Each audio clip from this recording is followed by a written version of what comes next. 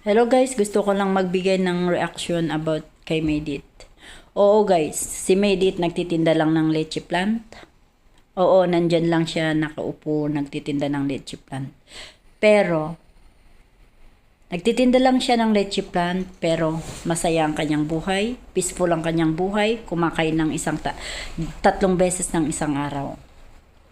Kaya, at saka nung na-vlog siya, doon siya nabash.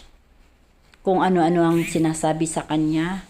Sinabi sa kanya, pangu ang ilong, hindi maganda ang bibig. Lahat ng kapintasan sinabi kay Maydit. Kayo kaya? Maganda kayo? Ang tanungin ko, yung nagsabi ng ganun, nabasa ko sa comment, magpakita ka nga sa akin. Magharap tayo. Tignan ko kung maganda ka. Alam nyo guys, walang pangit na tao.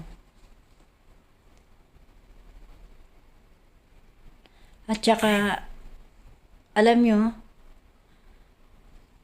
di ba nandyan pa lang yung dandit tapos sinasabi danjoy, yung mga kalingap, K-boys. Kung kayo kaya si Maydit, ano kayang maramdaman nyo?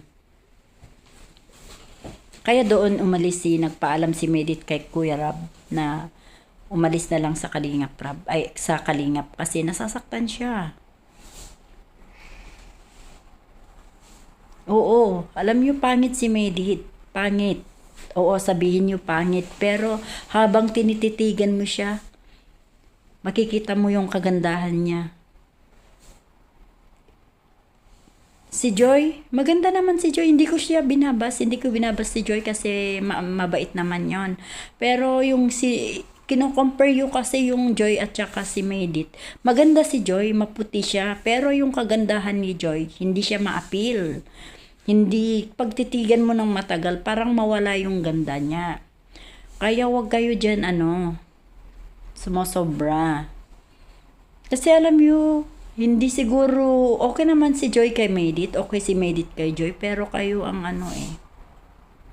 gumagawa ng para mailang yung dalawa. Tigilan nyo si Maydit kahit anong sabihin nyo sa kanya kasi ayan na. Nag-ano na siya.